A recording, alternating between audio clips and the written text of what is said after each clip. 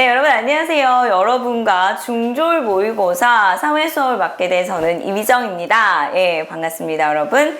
자, 우리가요, 여러분들 중졸 검정고시 사회 공부를 계속적으로 꾸준히 해 오셨던 분들이라면 느끼셨겠지만 굉장히 방대한 양들을 가지고 시험을 봐야 됩니다. 그래서 조금은 두려움들이 많이 나타날 수 있을 것 같아요. 자, 그래서 기존에 여태껏 봤던 문제들의 어떠한 문제 출제 유형을 확인을 해서 거기에 비율에 맞추어서 자, 우리가 모의고사를 7회 분량을 준비했습니다. 그러니까 여러분들이 아마 기존의 문제들을 한번 풀어보시면 알겠지만 거의 1번에는 어떤 내용의 문제가, 뭐 2번에는 어떤 내용의 문제가 이런 식으로 문제가 출제되는 걸 여러분들 느끼실 수 있을 것 같아요. 그죠? 그래서 선생님이 거기에 맞춰서 문제에 맞춰서 단원에 맞춰서 이제 모의고사 7회를 준비했기 때문에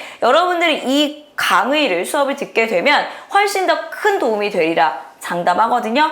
네, 그러면 어떤 식으로 문제가 출제가 되어가고 있는지 자, 우리가 모의고사를 통해서 한번 확인해 보도록 하겠습니다. 자, 시작할게요. 자, 바로 갈게요. 자, 1번을 보게 되면 자, 1번은요. 거의 기존에 이제 기출문제를 보면 항상 1단원 아니면 2단원이에요. 거의 대부분이 그러거든요. 그래서 자, 1번은요. 1단원에 그러니까 사회 1의 1단원 위도 경도를 중심으로 문제가 많이 출제가 되고 있습니다. 자, 그러면 계절에 대한 설명을 옳지 않은 것은 그랬는데요. 자, 이 계절이 나타나는 이유는 여러분 다 알고 계시지만 지구의 자전축이 기울어져 있는 건 맞아요. 계절이 나타난 이유는. 그런데 자전축이 기울어져서 뭐 하기 때문에 계절이 나타나냐면 공전을 하기 때문에 계절이 나타납니다. 공전하기 때문에 계절이 나타나는 거기 때문에 정답은 몇 번이에요? 네, 1번이고요. 중위도 지역에서는 얘가 자전축이 23.5도 기울어진 상태에서 공전을 하기 때문에 중위도 지역에선 사계절의 변화가 뚜렷하고요. 그 외에 이제 고위도나 저위도는 거의 비슷해요. 고위도는 늘 춥고 저위도는 늘 덥습니다. 자, 그 다음에 자, 이렇게 되면서 북반구와 남반구는 서로 간의 계절이 반대가 되겠고요. 앞에서도 언급을 한 것처럼 극지방은 거의 춥습니다. 자, 그래서 계절과 관련지어서 1번 정답 체크하시면 되겠습니다. 됐죠? 자, 다음 문제 갑니다. 자, 2번을 보게 되면요. 다음에서 설명하는 기후는 그랬어요. 자, 기온의 연교차가 크면서 타이가라고 불리는 침엽수림이 넓게 분포한다. 주로 북반구 지역에서 많이 나타난다라고 했죠. 자, 기온의 연교차가는 여름과 겨울의 기온차가 크다라는 거고요. 자, 그 다음에 타이가라고 할 수 있는 침엽수림이 많이 나타나는 거. 자, 이거 무슨 기후예요? 냉대기후가 되겠죠. 자, 그래서 이런 냉대기후와 관련된 거고요. 그 다음에 한대는 냉대보다 좀 더 춥죠. 그래서 뭐 눈과 얼음으로 많이 나타나고 있다라는 식으로 문제 나오면 한대기후가 되겠고요. 온대는 냉대보다 조금 따뜻합니다. 그래서 겨울에 최한월이 이제 영하 3도 이상이 나타나야 되고요. 사계절이 뚜렷하게 되는 것을 우리가 온대라고 얘기한다면 건조기후 같은 경우는 어때요? 건조는 강수량을 기준으로 하죠. 그래서 연 강수량이 500ml가 안 됐을 때를 우리가 건조기후라고 할 수 있다. 그러니까 다른 것들은 주로 기온을 중심으로 해서 설명을 한다면 건조기후는 강수량을 중심으로 설명한다 정도만 여러분들 체크하시면 되겠죠. 자, 그래서 네, 정답은 2번 체크하시면 되겠습니다. 그죠? 그러니까 2번 문제는 여러분들 눈치챘겠지만 거의 대부분은 2번은 기후. 그러니까 우리가 기후와 관련된 단원이요. 그러니까 뭐 인간이 살기 좋은 기후와 그 다음에 또 뭐 극한 지역의 기후. 그죠? 그 다음에 뭐 관광하는 것과 관련돼서 기후. 한 3단원에 걸쳐서 나와 있거든요. 거기서 한두 문제 출제가 될 수 있으니까 한번 확인하셔야 될 것 같습니다. 자, 그 다음에 3번 갈게요. 자, 지진과 화산입니다. 그러면 3번은 거의 뭐예요? 자연재해와 관련되는 문제들이 많이 출제가 되어 가고 있습니다. 자, 그래서 지진과 화산, 그러니까 우리가 자연재해라는 것은요, 기후와 관련되는 자연재해가 있고요. 그 다음에 뭐와 관련된 자연재해가 있냐면 지형과 관련된 자연재해가 있습니다. 자, 기후와 관련된 자연재해는 뭐가 있을까요? 기후와 관련된 거, 뭐 홍수라든가, 뭐 가뭄이라든가, 그죠? 이런 것들이 이제 기후와 관련된 자연재해라면 지형과 관련된 자연재해가 지진이나 화산이 발생하는 건 지형과 관련된 자연재해가 되겠죠. 자, 그러면 옳지 않은 것입니까? 네, 그러네요. 자, 온천수, 화산활동이 많이 발생하는 지역은 온천수가 풍부하죠. 네, 맞습니다. 자, 그 다음에 지구 내부에 열이 발생하죠. 예, 화산활동이 일어나는 지역은. 그런데 그게 문제, 이거는 맞는 내용이지만 조력이 아니라 뭐예요? 지열이죠. 땅속의 열이죠. 조력이라는 건 뭡니까? 조력이라는 건 바다에서 발생하는 거잖아요. 그러니까 정답은 뭐예요? 이것만 읽고 이거 맞네 이러고 넘기시는 분들이 많기 때문에 그런 식으로 이런 식으로 문제가 나올 수 있습니다. 끝까지 문제를 읽어야 된다.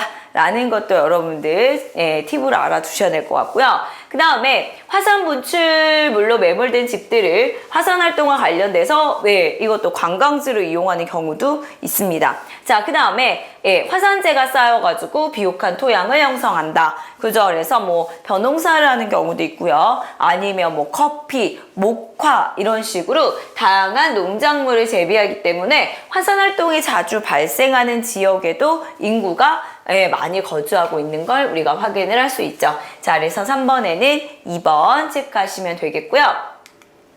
자, 다음 문제 갑니다. 세계 인구 분포에 대한 설명으로 옳지 않은 것은 그랬거든요. 자, 인구 분포는요, 과거부터 기후, 지형 등 자연적 요인을 많이 받았다. 네, 맞죠. 그죠? 네, 이러한 자연적인 요인을 많이 받았고요. 하천 유역이나 해안 지역에는 인구가 밀집해서 거주합니다. 맞습니다. 그 다음에 세계 인구의 약 90%가 북반구에 위치하죠. 왜냐하면 북반구가 육지가 많기 때문에 인구가 많이 거주할 수밖에 없겠고요. 자, 저위도 지역으로 갈수록 인구가 밀집해 있다.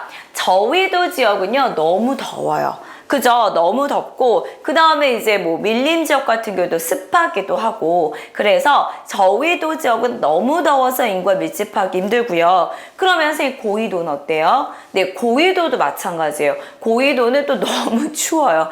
너무 춥기 때문에 거기도 인구가 희박합니다. 그럼 어디 살라는 거예요?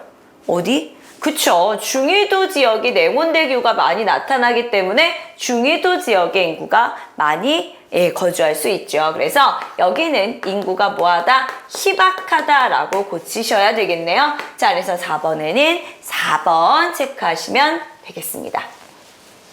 어렵지 않죠? 그러니까 실제적인 문제 난이도는 요 정도라고 생각하셔도 될 것 같아요. 네, 다음 5번 문제 풀어보도록 하겠습니다. 다음에서 설명하는 에너지 자원은 이랬거든요.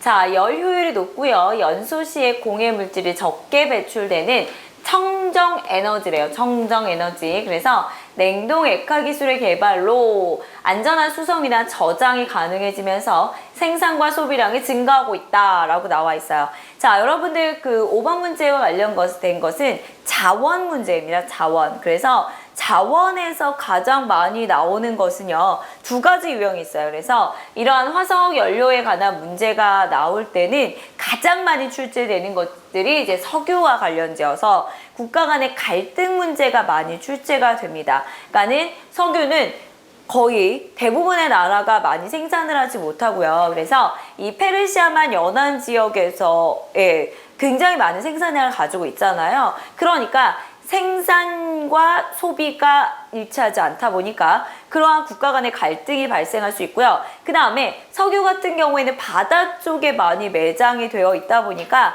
그 바다를 가지고 이게 내 영토다, 아니다, 뭐 영역권을 가지고 이제 갈등이 발생하는 유형도 그것도 문제 많이 출제되는 거고요. 그죠? 그래서 석유는 이제 갈등과 관련되어서 그리고 뭐 자원민족주의와 관련되어서 문제가 출제된다면 그에 반해서 천연가스, 이 정답은 천연가스죠. 그래서 굉장히 청정 연료이기 때문에 오늘날 가정용 연료로 많이 이용한다 라는 식으로 나오면 네, 정답은 천연가스죠. 혹은요, 이 자원과 관련된 문제는요, 신재생 에너지와 관련지어서도 문제가 많이 출제가 됩니다. 자, 그래서 뭐 수력이라든가 태양광이라든가 조력이라든가 이들을 주고 이들의 가장 큰 단점은 뭐냐라고 할 때 얘네들을 건설할 때 지리적인 조건이 굉장히 많이 들어갈 수 있고 초기 자본금이 많이 들어간다. 뭐 이런 식으로 여러분 접근하시면 될 것 같아요. 그죠? 그래서 정답은 천연가스. 자, 이걸 물어보는 문제였습니다. 자, 그럼 다음 문제 한번 가도록 할게요. 자, 도시 문제와 해결 방안이 바르게 연결된 것은 그랬거든요. 자, 불량주택.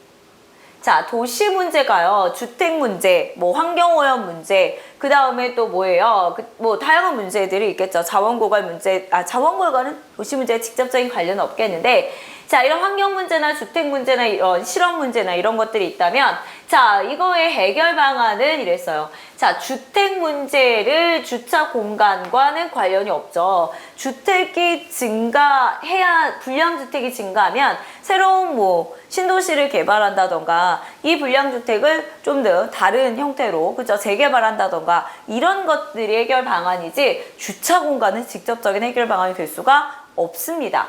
자, 그 다음에 대중교통이 부족해요. 그러니까 대중교통이 없는데 도시를 개발한다. 아니죠. 네, 도시교통시설을 늘려야죠. 그죠? 자, 그 다음에 주택구조, 이게 정답이네요. 신도시 건설이가 되겠고요. 자, 대기오염의 문제를 폐수정화. 자, 폐수정화 처리 시설은 수질오염과 관련된 문제가 되겠죠. 자, 그래서 정답은 몇 번이에요? 3번이죠. 자, 요 문제는 여러분들 상식 수준에서 접근하기가 쉬울 것 같아요. 자, 그래서 이렇게 체크하시면 될 것 같고요. 자, 다음 문제 한번 보겠습니다. 농업의 기업화로 인해 나타나는 변화 이랬거든요. 자, 우리 농업의 특징을 보게 되면 오늘날 기업화되고 산업화되고 있습니다. 왜냐하면 과거에는 거의 이제 농사 짓는 인구가 굉장히 많았기 때문에 자급자족의 형태였죠. 자신들이 먹을 거 자기네들이 길러서 먹었다면 오늘날은 많이 산업화되다 보니까 소수의 메이저 회사에서 이런 그 농작물을 재배해서 나머지 사람들에게 거의 뭐예요? 팔아요. 그죠? 그래서 산업화되고 있고요. 산업화되고 있으니까 아무래도 이제 기계를 통해서 대량 생산하는 경우가 많아지고 있다라는 것이 오늘날 농업의 변화의 모습이죠. 자, 그러면 자, 농기계 보급으로 사용이 확대되고 있죠. 당연하죠. 산업화되고 있으니까 인간보다는 아무래도 기계를 이용하는 것이 훨씬 더 생산량이 좋을 수 있는 거고요. 자, 그 다음에 상품 작물 재배를 위한 플랜테이션이 확대되었다. 자, 상품 작물 재배라는 건 내가 먹으려고 농사를 짓는 게 아니라 판매를 위해서 기르는 거죠. 그래서 이 플랜테이션이라는 것을 이제 주로 기후식품들, 뭐 커피라든가, 그죠? 아니면 뭐 카카오라든가 요런 것들이 되잖아요. 그래서 요런 것들을 많이 재배하고 있습니다. 그래서 이제 주곡보다는 이런 상품 작물의 재배 면적이 넓어진다라는 또 문제점도 많이 나타날 수 있고요. 그 다음에 대규모의 기업농이 등장하죠. 네, 소수의 메이저 기업들이 많이 경제적으로 장악하고 있는 형태가 등장하기도 하고요. 자, 자급자족적 농업은 과거의 농업의 형태였다라고 보시면 되겠죠. 그래서 7번에 4번 체크하시면 되겠고요. 다음 문제 갑니다. 자, 비무장지대를 설정하게 된 배경으로 가장 적절한 것은, 자, 이 비무장지대는요, 그러니까 남쪽과 북쪽이 이제 갈라진 게 6.25 전쟁이잖아요. 자, 6.25 전쟁을 이제 치르고 나서 이 비무장지대가 설정이 되고 양쪽으로 북방 한계선, 남방 한계선을 기준으로 해서 2km씩 이제 결정이 된 게 비무장지대가 되는데, 우리가 이제 군사적인 완충을 위해서 이 비무장지대를 설정하게 되면서 그 결과 여기는 이제 뭐야 군사적으로 이렇게 이용하지 않잖아요. 그 결과 사람들도 왕래할 수 없고 이러다 보니까 생태계가 지금 잘 보존되어 있습니다. 자, 그러면 정답은 뭐예요? 배경은 1번이죠. 배경은 1번이고 민간인들의 접근을 제한하는 건 그 결과 뭐 그렇게 된 거고요. 자, 그 다음에 영토를 명확하게 구분하기 위해서 뭐 생태계를 자연 상태를 돌리기 위해서 이것보다는 이게 이제 가장 결정적인 이유가 될 수 있는 거죠. 자, 그래서 8번에는 1번 체크하시면 되겠고요.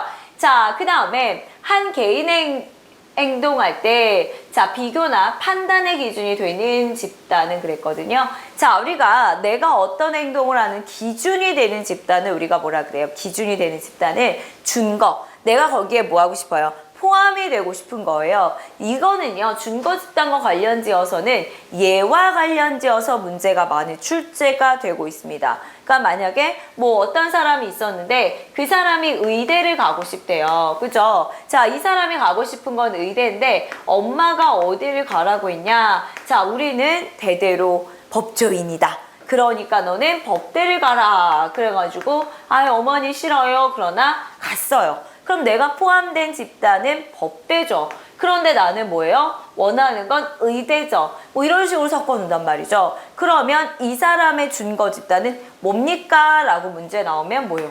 이거죠 뭐. 그죠? 예, 그래서 준거 집단은 내가 포함되기를 희망하는 집단인데 준거 집단이 내 집단이 되게 되면 그 소속원으로서 굉장히 어때요? 만족감이 높아질 수 있고 내가 포함이 되고 있는 집단이 준거 집단이 아니면 이 사회에 좀 갈등이 많이 나타날 수 있죠. 나 의대 갔어야 되는데 나 지금 이게 뭐야 이거 지금 뭐 이러면서 불만을 표현할 수 있잖아요. 그러니까 9번에는 몇 번? 3번. 자, 요거는 예로서도 여러분들 꼭 한번 정리해 보시면 좋을 것 같습니다. 자, 다음 문제 갈게요. 자, 문화의 의미가 다른 하나는 이랬거든요. 자, 우리가요, 문화는 좁은 의미의 문화와 넓은 의미의 문화로 나눌 수 있습니다. 자, 좁은 의미의 문화라는 건 약간 예술과 관련지어서 좀 세련된 거. 그죠? 예, 세련된 것들이라고 보시면 돼요. 자, 그래서 좁은 의미의 문화라는 건 뭐이냐? 우리가 이제 나 문화생활 할 거야.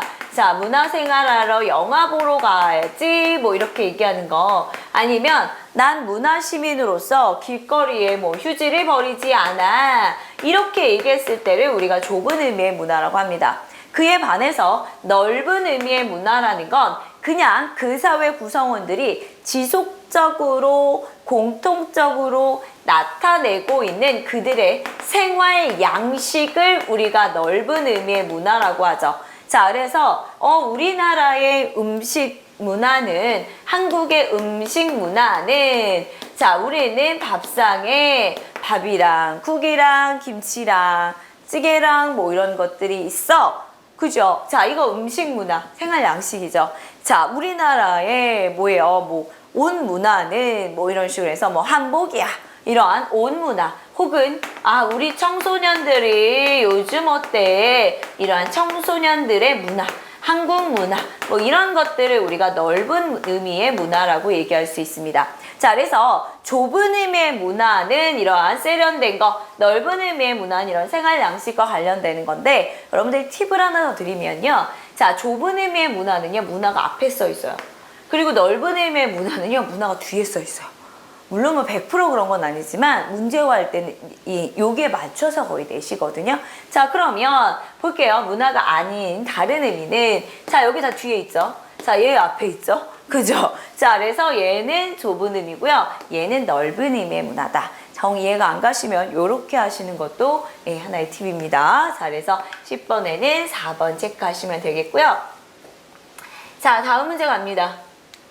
자, 다음과 같은 문제 상황을 해결하기 위해서 등장한 법의 영역으로 옳은 것은 그랬어요.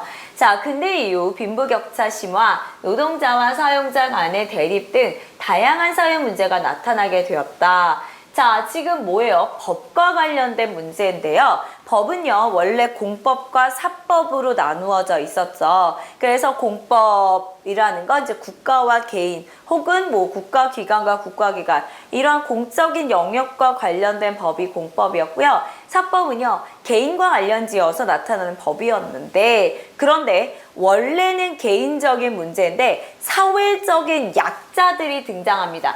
자, 여기 보면 빈부격차, 그죠? 이런 노동자, 이런 사회적인 약자들이 등장하게 되자 이러한 사회적인 약자를 보호하기 위해서 등장하게 된 법을 우리가 무슨 법이라 그래요? 사회법이라고 하죠. 자, 그래서 이 사회법은요, 사법의 뭐예요? 공법화라고 얘기해서 원래는 사법 영역 안에 포함이 되었던 부분이 공법 영역으로 국가기관이 간섭하게 되는 거죠. 자, 그래서 이 사회법에는 이런 뭐 노동법이라든가 뭐 경제법이라든가 이러한 법들이 등장을 하게 되죠. 그래서 뭐 경제적 약자가 계약에 응하게 될 수도 있다. 이런 식으로 사회적 약자를 위해서 등장한 법이다. 라고 이해하시면 되겠고요. 자, 법과 관련지어서는 여러분들 기출문제 풀어보시면 많아야 2문제 정도 출제됩니다.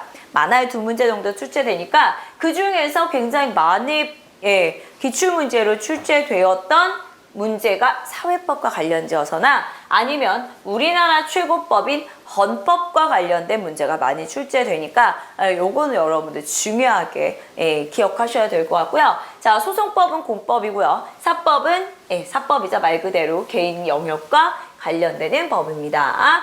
자, 12번 문제로 넘어갈게요. 자, 정치에 참여 주체 중 공식적 주체가 아닌 것은 그랬어요. 자, 공식적인 주체는요, 3개밖에 없어요. 자, 3개가 누가 있어요? 법을 만드는 부서인 입법부가 있고요. 그 다음에 법을 집행하는 부서인 행정부가 있고요. 법을 적용시키는 부서인 사법부가 있습니다. 얘만 공식적인 주체고요. 나머지들 있죠. 뭐 시민, 이익집단, 또 뭐야 시민단체, 언론, 뭐 이런 기타 등등은 다 비공식적 주체가 돼요.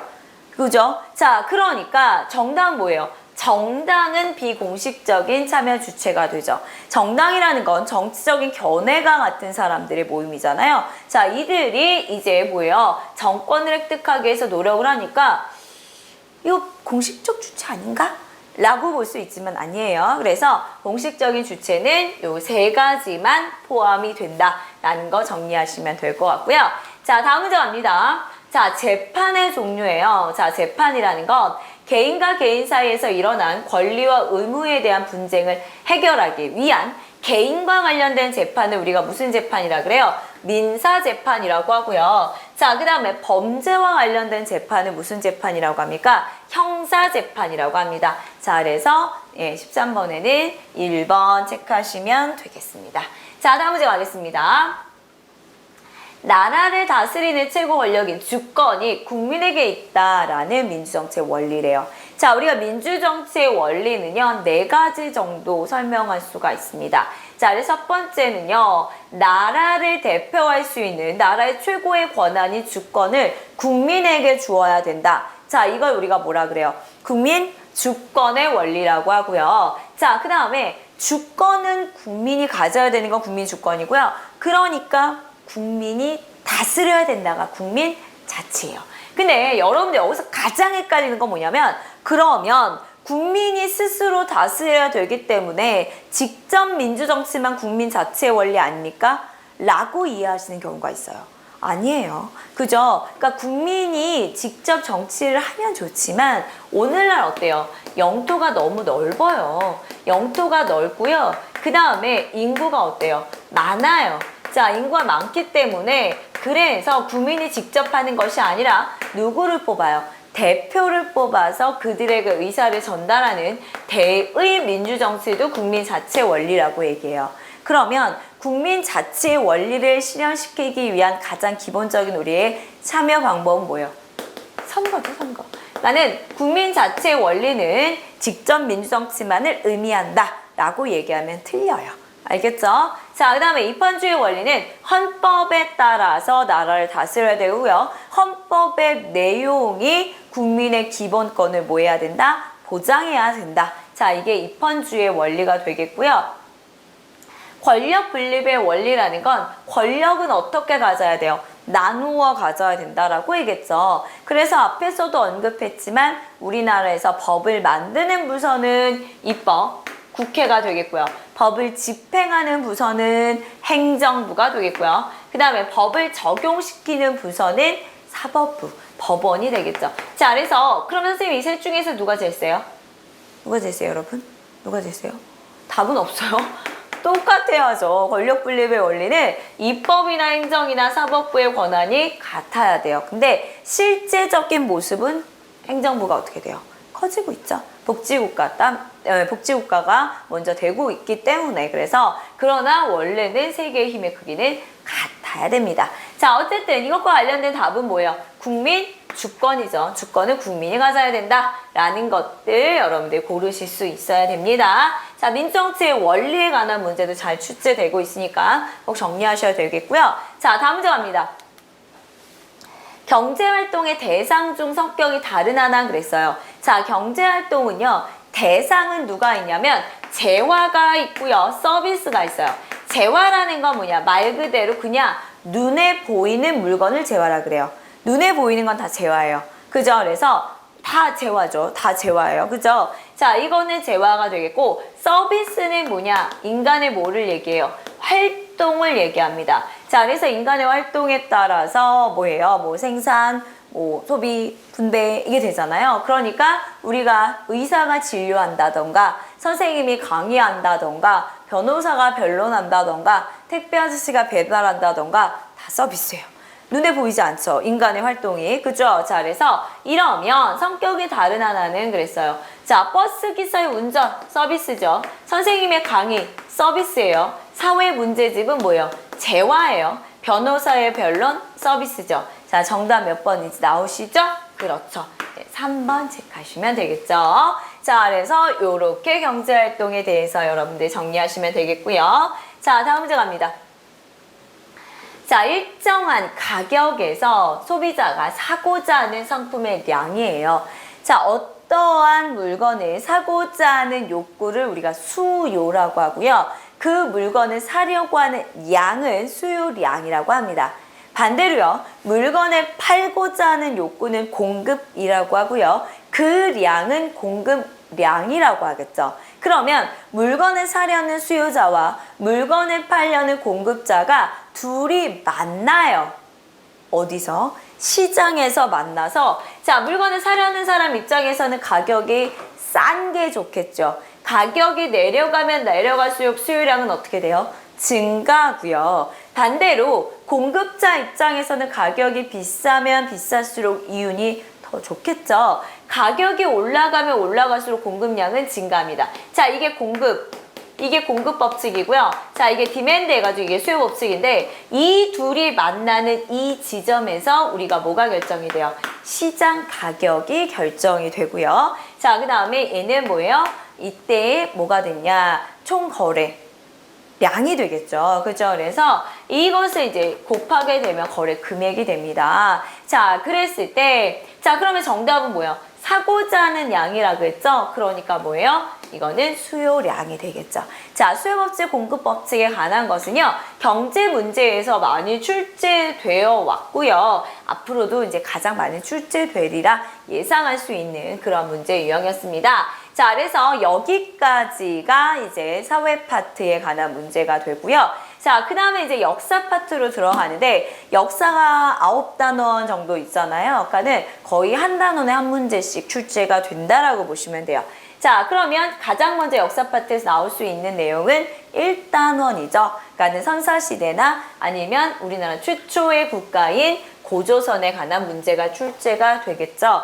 자, 그러면 이 고조선에 관한 문제는요, 거의 뭐와 관련지어서 문제가 많이 나오냐면, 팔조법이나 아니면 건국설화 정도에서 많이 출제가 되고 있습니다. 자, 그러면 고조선은요, 계급 있죠. 그죠? 단군 왕검이라는 사람이 뭐 나라를 건국했다. 그죠? 그래서 왕의 개념이 있으니까 계급사회였고요. 우리나라 최초의 국가였습니다. 그리고 재정분리인가요? 자, 보면, 자, 고조선은 단군 왕검이라는 사람이 건국했다며요. 그러면 이 단군이라는 뜻이 무슨 뜻이에요? 제사장이라는 뜻을 갖고 있습니다. 왕검이라는 뜻은 뭘까요? 정치적 지도자라는 의미를 갖고 있죠. 그러면 단군 왕검이 두 분이 아니잖아요. 한 분이 이거를 제사도 보고 정치도 보죠. 그러면 이거 무슨 사회라 그래요? 재정일치사회다라고 볼 수 있죠. 알겠죠? 자, 그래서 재정일치사회였다라는 걸 우리가 확인을 할 수 있습니다. 네, 17번에는 몇 번? 네, 3번 체크하시면 되겠고요. 자, 다음 문제 볼게요. 자, 고구려의 왕이구나. 자, 고구려는요, 왕은요, 태조왕, 중앙집권과의 기틀을 마련했다. 그 다음에 소수리망, 뭐 불교, 율령, 태양, 소수리망. 그 다음에 광개토대왕, 한강 이북을 차지하고 뭐 신라를 도와주고 만주 지역 영토를 확장했다. 그 다음에 장수왕, 한강 이남을 차지했다. 고구려 왕은요, 이 네 명에서 벗어나지 않아요. 그리고 광장시대가 고구려 전성기 5세기가 되면서 그 당시에는 중국과의 세력 다툼을, 중국과 대등한 입장이 될 만큼 굉장히 강했다라고 보시면 돼요. 그죠? 자, 그러면 불교 율령태양 앞에서 언급했죠? 누구예요? 이거 소수리망이 되는 겁니다. 자, 그래서 고구려가 굉장히 약해졌던 이 고구려를요. 자, 이 소수리망이 다시 살려놨던 개혁군주적 입장이었죠. 그리고 나서 광장 때 이제 전성기를 마련하게 되는 거고요. 고이왕은 백제왕입니다. 그죠? 아예 고구려가 아니에요. 국적을 바꾸면 안 됩니다. 자, 그래서 백제의 중앙집권과의 기틀을 마련한 왕이 고이왕이 되죠. 자, 다음 문제 갑니다. 다음 문제는 자, 이제 통일신라로 가죠. 느낌 오죠? 한 단원에 거의 한 문제씩 나오고 있어요. 자, 통일신라에 관한 내용인데 나라를 지키기 위해 수중릉을 만들라고 했고요. 삼국통일을 달성했대요. 자, 통일신라의 왕은요. 무열왕, 그러니까 무열왕은 통일신라라고 볼 수는 없죠. 통일의 기초를 만들고 그의 아들 문무왕 때 이제 삼국통일하게 되고요. 그 다음에 신문왕이 이제 전제왕권을 확립하게 되는데 무열왕의 가장 중요한 것은요. 무열왕계인 그 무열왕이 최초로 진골 출신이 왕이 되고요. 그리고 무열왕계가 왕위를 세습하게 된다. 요게 가장 중요해요. 그 다음에 문무왕은 뭐예요? 삼국을 통일했다. 자, 이거 알아두시면 되겠고요. 신문왕은 각종 제도를 다 개편했던 왕이다. 왕권을 강화시킨다. 그 가장 중요한 거 관리들에게 과거에는 노급을 줬었는데 이제는 뭘 줘요? 관료전을 지급하죠. 그럼 노급과 관료전의 차이점 뭐예요? 노급은 땅도 주면서 뭐도 줘요? 노비도 줘. 그러니까 그 지역의 사람들이 이용할 수 있는 노동력도 줍니다. 노동력도 준다면 관료전이라는 건 뭐예요? 땅만 지급하는 거예요. 그러니까 무슨 얘기냐면 만약에 뭐 경기도 부천시의 관리다. 그러면 부천시 사람들을 내가 불러서 이 사람들을 노동력으로 고용할 수 있다라는 게 노급이라면 관료전은 그건 안 된다라는 거죠. 왕 입장에서 훨씬 더 이게 좋죠. 그죠? 네, 이렇게 이해하시면 되겠습니다. 자, 그래서 정답은 문무왕이 되겠고요. 자, 다음 문제 갑니다. 자, 노비안건법과 과거제래요. 자, 고려의 왕은요, 3분 정도 아셔야 돼요. 그러니까 고려를 세운 왕건, 그 다음에 이 노비안건법과 과거제인 광종, 그 다음에 고려를 다시 개혁을 하려고 했던 국민왕 정도만 여러분 정리하시면 되는데, 자, 이 노비안건법이라는 건 노비를 눈으로 검사한대요. 그러니까 노비를 눈으로 검사한다라는 건 얘가 불법으로 노비가 된 건지 아니면 원래 노비였는지 검사해서 불법으로 노비가 된 경우는 뭐 하라는 거예요? 풀어주라는 거예요. 그러면 나는 양인이 된 거잖아요, 노비에서. 그럼 양인이 되면 나를 인간으로 대우해준 왕이죠. 얼마나 고마워요. 그죠? 그러니까 국민들의 지지가 굉장히 높아지니까 왕권이 강해지겠죠. 거기에다가 얘가 이제 양인이 되니까 나라에 뭐를 내요? 세금을 내죠. 군대를 가져. 국가의 왕권이 당연히 올라갈 수 있다라는 거죠. 그리고 과거라는 건 뭐예요? 과거라는 건 시험 봐서 관리가 되라는 거예요. 그러면 예전에는 나 우리 아빠 때문에 뭐 이렇게 했지만 이제는 시험 봐서 관리가 돼야 되니까 훨씬 더 왕권이 강해지겠죠. 자, 그래서 정답은 몇 번이에요? 4번인데 팁을 하나 더 드린다면 왕들이 개혁을 하는 가장 중요한 목적은 왕권 강화예요. 어느 나라, 어느 시대 상관없어요. 그러니까 무슨 개혁은 왜 했니? 왕권 강화. 틀리지 않아요. 알겠죠? 자, 그래서 이거는 4번이 되겠습니다. 자, 다음 문제 갈게요. 16세 이상의 모든 남자에게 신분 증명패를 지급해서 가지고 다니도록 한대요. 자, 이거 무슨 법이라고 하죠? 호패법이라고 합니다. 자, 이 호패법은요, 나라에 세금을 걷기도 하고요. 군대에 동원시키기 위해서 시행했던 제도가 되는데, 이 호패법을 시행하게 되었던 왕은 누구예요? 예, 태종이죠.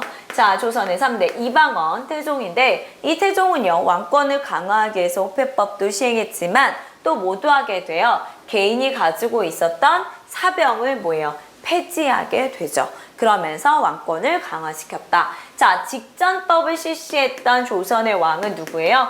세조가 되겠고요. 자, 그 다음에 경국대전은 세조부터 시작해서 언제 때? 성종 때 편찬이 됩니다. 자, 집현전을 설치했던 왕은 누구예요? 세종이 되겠죠. 자, 그래서 21번에는 3번 체크하시면 되겠습니다. 자, 다음 문제 가겠습니다. 자, 다음의 상황을 해결하기 위해서 흥선대원이 추진한 정책이래요. 자, 흥선대원이 집권하기 이전에 자, 누구 때부터? 순조, 헌종, 철종 3대 60여 년간 왕실의 외척 가문이 권력을 잡았던 정치를 우리가 세도 정치라고 하죠. 그럼 이렇게 세도 정치가 되면서 정치 기강이 물러내지고 왕권이 약해졌대요. 그러면 이 안동김 씨와 풍양조 씨의 어떤 기득권을 갖고 있었던 그것을 좀 약화시키면 당연히 왕권이 강화되겠죠. 근데 이 안동김 씨나 풍양조 씨가 권력을 장악하고 있었던 기후가 있습니다. 그 기후가 뭐냐면 비변사죠. 그래서 비변사의 기능을 축소시키면서 결국은 왕권을 강화시키고요. 그 다음에 안동김 씨 일가를 몰아내기도 합니다. 그러면서 왕권을 강화시켰죠. 외척 세력을 등용하게 되면 왕권이 약화되죠. 다시 세도 정치로 갑니다. 서원은 많이 폐지해요. 없애요. 축소시켰는데 근데 이거랑 서원이랑 직접적인 관련은 없어요. 그 다음에 통상수교 거부 정책을 해요. 그런데 이것도 이 국내개혁과는 관련이 없어요. 내용 자체도 틀렸지만. 그죠? 그래서 정답은 몇 번이에요? 2번 체크하시면 되겠습니다. 4문제 갑니다. 양원수 부대 등의 저항에 막혀 퇴각하던 누구의 군대는 외교장관의 도서와 보물을 약탈했대요. 자, 흥선대원군은 러시아를 견제하기 위해서 이 나라와 교섭을 했다. 자, 이 나라가 어디예요? 러시아가 위쪽에서 우리나라의 남하 정책을 쓰려고 하자. 그죠? 그래서 이 러시아를 견제하기 위해서 흥선대원군은 프랑스 선교사들을 몰래 불러서 내가 너희들에게 종교의 자유를 천주교를 선포할 수 있는 권한을 이 나라에서 줄 테니까 니네가 니네 나라의 군대를 좀 요청해 봐라. 그래서 난 러시아를 견제할 거야 라고 얘기했더니 선교사들이 싫어요? 안 할 건데요? 거절하자. 그러자 이 선교사들 어떻게 해요? 죽이죠. 자, 이거를 핑계로 해서 강화도로 프랑스가 침입을 하게 되고 그들을 양원수 부대를 중심으로 해서 막아내긴 했지만 그러나 우리의 문화재를 많이 약탈해 가긴 했죠. 자, 이것과 관련된 나라 누구예요? 네, 프랑스죠.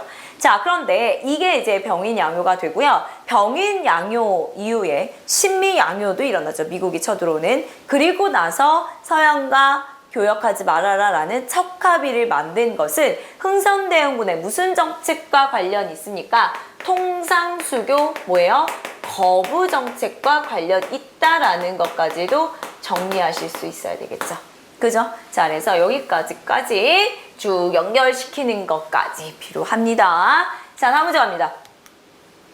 총독은요, 어느 쪽이라도 문무 어느 쪽이라도 임용할 수 있도록 한대요.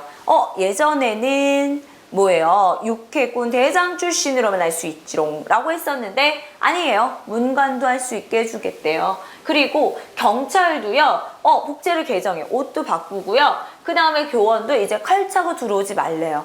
어머나 착해졌네요. 왜요? 우리나라에서 뭐가 일어나서 3.1운동이 일어나서 그러니까 1910년대에 무단통치에서 1920년대 소위 문화통치로 바꾸게 되지만 실질적인 모습은 그러지 않았다는 거죠. 그러니까는 문관으로 임명할 수 있어. 할 수 있어. 그러나 난 안 할 거야. 가 되는 거예요. 할 수는 있지만 난 안 할 거야.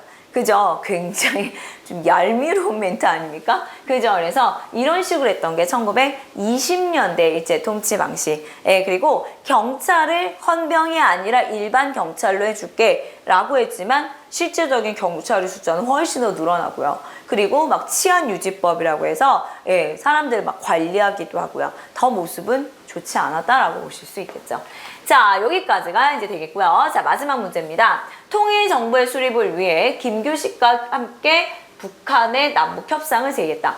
자, 우리가 남한만의 총선이 유엔 소총에서 결정이 되자 이러다가는 남북한이 갈라진 상태가 오랫동안 지속이 될 수 있다. 이건 좀 아니지 않냐. 그러면서 북에 김규식과 함께 찾아가서 남한만의 총선을 하는 것에 대해서 저항하자, 저지하자 라고 했던 분이 누구예요? 김구 선생님이죠. 그러나 이 김구와 김규식의 남북협상은 성공하지 못하게 되면서 결국은 1948년 5월 10일 총선이 실시되고 그리고 1948년 8월 15일 남한만의 대한민국 정부가 수립이 됩니다. 그죠? 그리고 나서 바로 이어서 북한에서도 조선민주주의인민공화국이 만들어지는 그런 분단의 역사가 이루어지게 되죠. 자, 그래서 남북협상을 제의했던 분은 김구 선생님입니다.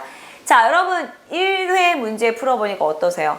그동안 내가 공부했던 내용들이 다 정리가 되어 있다. 난 할 수 있겠다라는 자신감이 붙나요? 그죠?